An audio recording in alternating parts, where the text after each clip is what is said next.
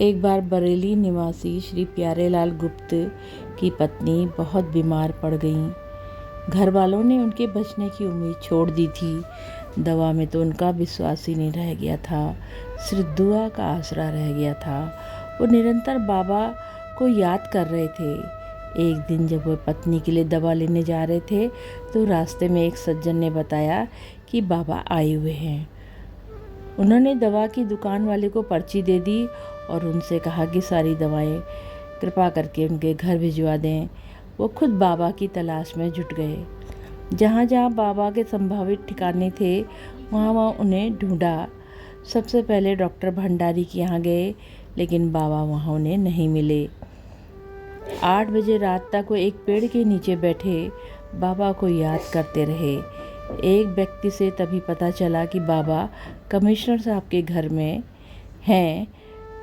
गुप्ता जी ने रिक्शा किया और कमिश्नर साहब के घर पहुंच गए।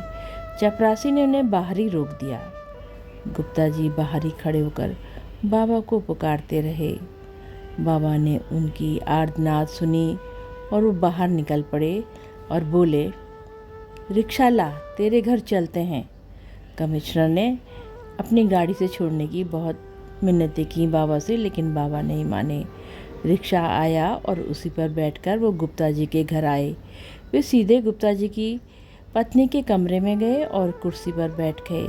इसके थोड़ी देर बाद ही उन्होंने अपना पैर उस चारपाई पर रखा जिस पर पत्नी उनकी लेटी हुई थी।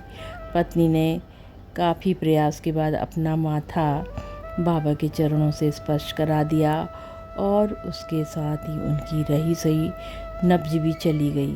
गुप्ता जी के पिता और बेटे हाहाकार करके चीख उठे, पर बाबा चिल्लाकर बोले, नहीं, मरी नहीं है, आनंद में है। यह कहकर पत्नी के गाल पर चपत मारी। आधे घंटे के भीतर ही उनकी नब्ज चलने लगी। रात 10:30 बजे बाबा ने हिमालय कंबल मांगा। श्री दयानारायण खत्री की दुकान से कंबल मंगाया गया, जिसे बाबा ने खुद ओढ़ लिया और अपना कंबल उनकी पत्नी के ऊपर डालकर और चले गए। दूसरे दिन बाबा फिर आए और जैसे ही उनकी पत्नी की चारपाई पर पैर रखा, पत्नी ने उनका चरण स्पर्श किया, वैसे ही नब्ज शांत होगी। बाबा बोले, माई हमें बहुत परेशान करती है, हमें बैठना पड़ता है। और बाबा उनके पास ही बैठ गए। इसके बाद पत्नी को दवा के बिना ही पूरी तरह स्वस्थ हो गई। कोई दवा की ज़रूरत उन्हें नहीं पड़ी। इस तरह दयालु बाबा अपने भक्तों पर कृपा करते हैं। जय हो बाबा, सदा ही जय हो। जय हो सिद्धि माँ, सदा ही जय हो। बाबा अपने भक्तों का कल्याण करना, प्रभु कल्याण करना।